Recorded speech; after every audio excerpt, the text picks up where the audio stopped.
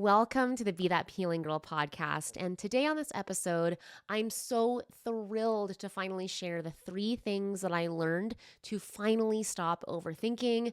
This has been a game changer for me. I just got back from a big retreat and I want to give you some of the download that you can feel from me and hear from me on this podcast. So, if you are the type of girly that tends to replay conversations, whether that's via text, you're like looking through old texts, or you're replaying the conversation that you had, and all you can think about is, what did I say wrong? What did I say something or bring something up that I shouldn't have? Or maybe you get a text that's a little short, maybe you're perceiving it as short. They don't put the emoji in the good night text or something silly like that, and your stomach drops, you start to spiral, and oh my gosh, the next day is just a loss. Or maybe you just have this thought like, they're done. They don't want to break up, and there's nothing literally that you could point to that is actually pointing to that reality. So if you are making up those fake scenarios, you're overthinking, then this is going to be a great episode for you. So excited to dive into it. And while we're going to be touching into a couple of important pieces today, the exciting thing is that implementation day inside my community in the Healing Girl Gang is happening tomorrow when this episode drops. This episode drops on Tuesday, and we have implementation day on Wednesday. So if you are really curious about the exact how, the process, we are covering that in implementation day, which happens every single month inside the Healing Girl Gang, where I lay out the process. And this month's topic is on overthinking, where we lay out the process and we execute it together as a group. It's super awesome. It's why I love the Healing Girl Gang. I'll put the link in the show notes so you can check it out. And let's dive into it. So if you're new here, my name is Claire. I love helping high achieving, high performing girlies you're slaying at your career. All right. Maybe you're an entrepreneur and you have a thriving business or businesses or real estate, or maybe you're a corporate girly, you're climbing at the corporate level, and you got the corner office, you're a director, you got a book of business. Or maybe you are an academic, maybe you are a bit of a nerd and you got some letters behind your name. That's what I really mean when I say high achieving, high performing. On paper, it really shows that you can get it done. But in private, in your relationship, you are silently, secretly struggling with how anxious you feel.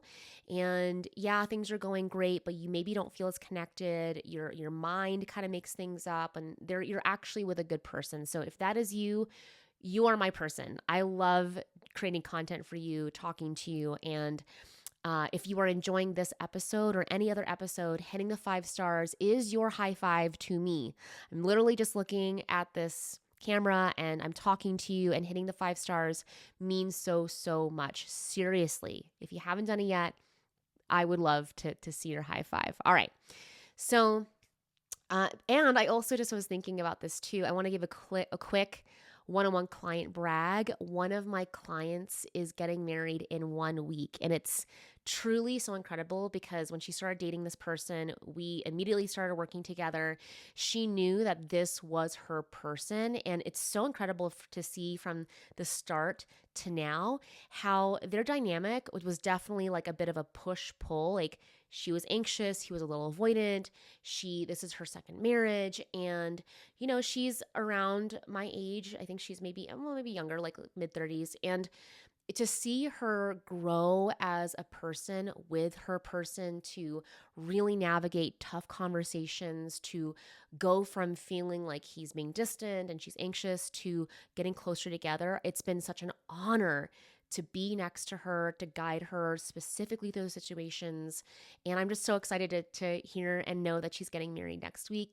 Super excited. I just had to brag a little bit about that. And just to say, yeah, when we started working together, I don't know, it would have been a long, hard road if we hadn't had the chance to dive in together. So super excited for her, sending you love if you're listening to this, and just so inspired by you. So let's go into these 3 things that I learned. And if you have been listening to the podcast, you know what's up. I went on a whole journey, which was really about a 6-week journey, which kind of started with a cleanse. And I'll talk about that briefly. And really, it kind of culminated with a mountain experience where essentially I opted in for being abandoned, which, if you are new here, that's like a big fear, right? We're fearing abandonment. So, in this experience that I did with a nonprofit, if you want to know more about the nonprofit, you can feel free to DM me. They're my heart and joy. I love working with them. But there were definitely three things that became so super obvious to me in this experience. I mean, truly, it was profound and life changing. And all the things that I teach are what I preach and what I do for myself. And it felt like it locked everything so much more deeply into place. I truly feel like a totally like this the all the defenses and all the fears that I knew were there and had been like diligently working on, a layer that I had no clue was covering that has been dropped. So I want to share my big takeaways from that experience and what it really looked like for me to actually full on truly face my fears head on. And I'm a Sag, so I'm a little extreme and you may not be, but I also have a feeling a lot of you are those kind of girls. So happy to share more. And I'm going to share more. So I want to talk about the first thing that I learned to truly get to the root of my overthinking. And I always have operated from a place of constant push. Maybe it's me being first generation immigrant that has I know a huge piece to do with it. But really, when it came to relationship, when I would feel this like constant push in my life, it would show up in a relationship like I wanted to get to the next step always. So we start talking. I want to get to the first date. We're on the first date. When's the second date? The second date. When's the fifth date? Okay, when are we going to be official? When are we going to be an official? And when are we going to just start getting to our first year anniversary? Okay, first year anniversary.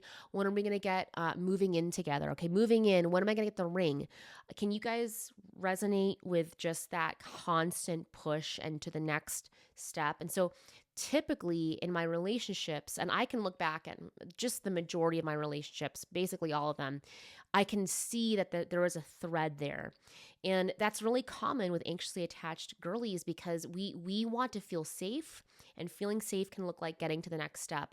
But it wasn't just in my relationship. I mean, being a pusher was kind of just, it's all over the place where, for example, with workouts, with yoga, I have a long history of in fitness and being wanting it to have a better physique, to be leaner. I just am rolling my eyes. Even in yoga, which is supposed to be really healing, I would want to get the harder pose. Okay, head to my feet, or get a back bend, place my sole of my foot on my head. I mean, like literally all those things, which I have been able to do. Another thing where this constant push was showing up for me, not just in a relationship, not just in my body, but in work. All right. Where I wanted to get to the next goal, the next monetary goal, the next, what is it called? Commission, or the next promotion. It was always about the next thing. How can I get to the next step? How can I push and how can I get there? So you can see this theme for me of constantly pushing. And one of the things that I took away from this experience was really about deeply listening to my body. And your body and your literal biology and how your body works and how your brain works are connected. It's like not rocket science, folks. But now there's of course more understanding and there's more research about somatic work, but and I know that that's part of my work and what I teach clients, but truly this experience from the moment even of the cleanse. And I just want to be clear, because this was explained to me in my community, that this is not for dieting. This was not a diet, which is so I've in the past, diet has been such an undertone, if not a very blatant thing that I was doing when I was competing in fitness, or I was doing my gut health stuff, which was really important because you probably know you got gut issues. That's the thing. So for me, being on a cleanse where it was truly for spiritual purposes to remove distractions around food. And while I had an understanding that my emotions were definitely connected to food and food can create emotion, being on the cleanse, it was so clear.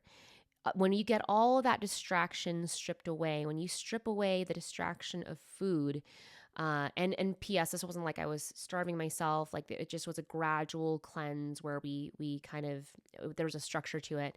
But what I took away from the cleanse was how I talked to my body, and that was also pretty obvious in my the mountain experience, the wilderness experience. But what I really started to tune into, especially in the wilderness experience, was, wow, okay, I'm depleted. Like literally, I'm at a certain point, like the depletion and the fatigue was just kind of real, where I had to truly slow down. I had to rest. I had to rest. I had to listen to my body, and in a way that I hadn't done before, truly. And when I was in that experience, it was so pure just to be able to truly listen to my body. And a lot of questions that I get sometimes are about, how do I understand my gut feeling from my anxiety? And it was so clear to me during this experience, wow, this is actually what my body is telling me. And I could hear it more clearly because there wasn't a distraction of food or sugar or caffeine. It was so obvious and so pure what my relationship with my body and the signals my body, my gut was literally telling me. So the first thing I definitely learned was actually, what is it like to listen to my body? And that's something that I teach, I practice, but wow, that experience really gave me a clear line to understand what it's truly like to listen to my body. It's kind of like when you put earphones on, I felt like the noise canceling got turned on. It was like, wow, okay, this is what I'm listening to. So that's the first thing. The second thing was, so in relationship, I'll just say that I had a lot of focus on speed. I kind of mentioned that, like the push, but when I say speed feels a little different than like, okay, like when's the next date? When are we getting a ring? But speed and also like getting things done, GSD, get shit done. And so when in relationship, when I looked at that, it was definitely this idea and this concept of being on it. Like, I am so proud of being a good girlfriend. I'm a good girlfriend. I'm a chill girl. I'm so easygoing and like I can do it. Like, I even remember this point in time where I really wanted almost my partner to depend on me. Okay, so I'm going to make the best meals ever. I'm going to show them how domestic I can be and like, oh my gosh, my food is so good. You're going to want to eat my food all the time. And or it looked like being available, right? I'm going to clear my calendar and, oh, you need to hang out. You want to hang out? No problem. Like I got that. But really what I was doing was just trying to meet a checklist that I made in my head that made a good girlfriend, okay? By being productive, by doing things for them, by being available, and like having this imaginary checklist that it was kind of like a constant hamster wheel for me in relationship. And so what was so obvious to me in this like kind of desire to get shit done and to be productive, when I looked at the experience of being in the wilderness, like I was alone, and you're alone with trees, a tent, and a mountain. Okay. And when I had about like 5 full days and like 2 half days of just complete, just stillness, silence by myself, it was so incredible to know that this kind of programming. And so for me, there was a lot of just pressure, especially as a first generation immigrant, to a child of an immigrant, but to get things done, to be productive. Like I was raised Catholic, and there was like a saying around idle hands are the devil's work, or and also just a pressure of trying to survive in a country that your parents are not from. It's like, you have to work. That's just like, period. Oh, you're tired? Too bad. Your job is to get good grades. What are you talking about? And so I didn't realize how deep. I mean, I did realize, but feeling how deep that pressure was to constantly be doing things, being in this experience, being in the wilderness by myself was like, okay, I mean, my tent is up, my moat is dug, my latrine is built. Like, there's literally nothing else to do but to sit here and watch trees, and cloud, and watch a mountain. And it really was this powerful experience of truly slowing down and resting. And I just want to say, like, last year we went on a whole 4 week experience to Japan and the Philippines. We stayed in beautiful resorts, and I love taking time off. And it was seriously something about truly stripping away. Again, this experience was like nothing else I've ever done, where everything was stripped. There was no phone, no nothing. Like, you just were there. And it was so powerful because I would feel this urge to, okay, I got to get up and do something, right? I got to get water, to go and get water. But like, truly, I got to see so clearly that that was just my mind. It was just this programmed thing that I couldn't just rest and lay there. And I could just feel on a cellular level, truly, that it was okay and I was safe. And that is something that I love talking about and teaching and showing, that safety is something that you feel. It's not something that you create or force, or you do a checklist to feel in relationship. It's something that you actually feel. And to be able to truly let my system relax was essentially what I learned, was like, oh, this is what it's like to trust myself on the deepest level, to truly trust that there's nothing to do, that I can rest, that I can be here. And it gave me this sense of, oh, actually, it's okay. And I'm okay. And there's nothing to worry about. And there's nothing to be done. And truly, again, can't even tell you how powerful that was. So, the last thing that I want to share about this experience, and I have more to share. I'm in the plans or in the works about bringing Craig on, because I'm this is just like a brief synopsis, but he had an incredible experience, as did I, and our experiences were separate and different. And I want to just kind of get a download for me and him. But so that's coming. But the third most powerful thing that I experienced was the power of my mind. And this is when I say the things I learned to truly stop the overthinking, this was the most powerful thing that I walked away with. So when I say this fear of abandonment, when I would feel that, my mind would just kick into high gear. Fear of abandonment, fear of rejection. All right. My mind would just go in full, I mean, it could go from 0 to 100 in like zero point 0.3 seconds. All right. And one thing that was so powerful, and so this was an isolated experience, like we're in a community, but like definitely you are alone for days. All right.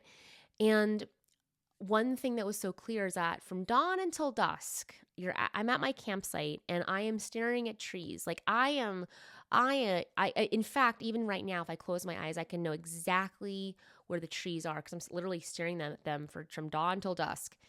But the moment night would come, I would get freaked out, because not only was I alone, but it was dark. And I don't know about you, but I've always had something about the dark, where I had multiple night lights. I would line up my little stuffed animals. My bed was against the wall. And so I'd line up my stuffed animals so that they were on the outside, because if the hand comes up to, like, take you under the bed, you want it to get, your stuffed teddy bear or whatever. Mr. Snuggles is my stuffed teddy bear's name, Mr. Snuggles. So I remember even as a child, like having just a deep fear of the unknown, like getting up to go to the bathroom. I remember when I was young, but we were in a strange house to go see my brother at somewhere. And I remember I never wet the bed, but I wet the bed because I was so scared to get up, because it was like a whole new place. And so I've always had this huge fear of the dark, of abandonment. And it didn't become aware. I was not aware of it until closer to the time. And I was like, oh, that's like, I kind of am aware that I'm going to be scared of that, but like, yeah, it's not a big deal. Probably part of my protection mechanism, but definitely there, I was feeling it. And so what was so interesting is that, first of all, I wanted to face that fear. So the first night or two, I definitely you can remove your rain shield a little bit, and I didn't totally take it off because I'm not crazy, guys, but I definitely like peeled it back a little bit so I could see the stars. And it was so interesting because the first couple days I was fine. Wednesday, Thursday, there was a huge rainstorm, and which I'll share in a second, but uh, I by Thursday, even Thursday, it was still really rainy.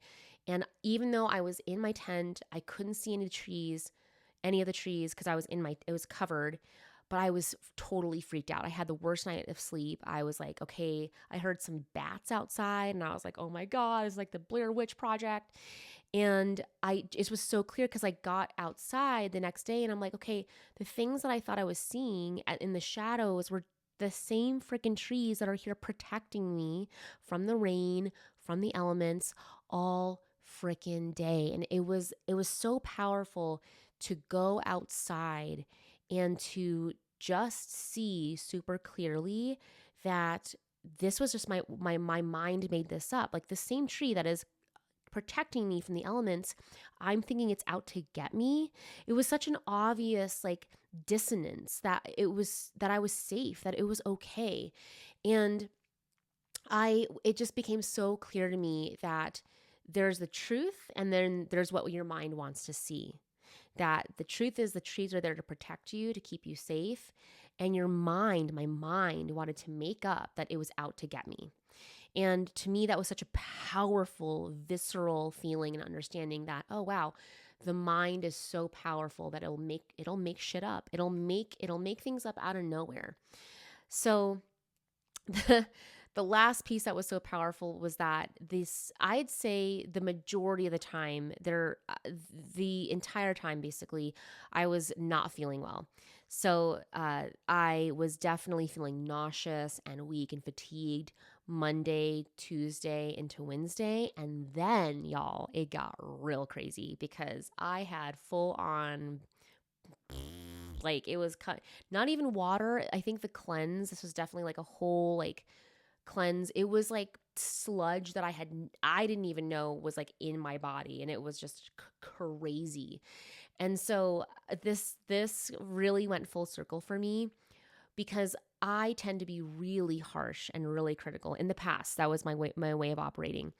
And I've definitely turned that around, but this felt like the final piece for me where even though I was feeling sick, and with the irony, I was feeling nauseous until like I started pooping myself, but I didn't poop myself, but uh, I did get into experience where it was like super rainy on Wednesday and Thursday. Thursday was like the scary night day, but I was like, oh man, it is like raining like crazy. Like I don't know if I want to get up in the middle of the freaking night to go poop outside.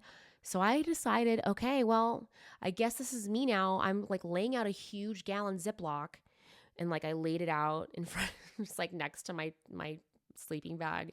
I put like, wet wipes on top, and I was like, all right, well, I guess if I have to go poop, this is like, I made such peace with it. I just felt so much love and appreciation for my body.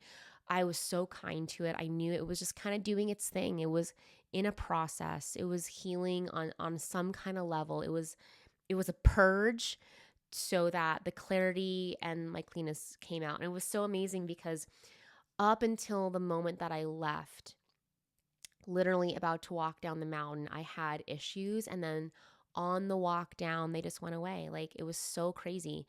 And I'm so grateful for that experience. I cannot wait to do it again. Literally cannot wait. And yeah, I think I'm a wilderness girly now. So that's what I have. I wanted to be kind of conscious about just time on this podcast, but I really wanted to give you a full download of what I learned and how do I talk to my body even when it's not feeling great, because that's so connected to that push that I was doing unconsciously in my relationships. How was I treating my productivity, and how fast did I get things done, and what a kind of good girlfriend could I be, and actually trusting that no matter what I can show up exactly as I am, and like the power of my mind. When things are fine, where does my mind go? And so those are just powerful lessons that I learned on a very physical, felt level.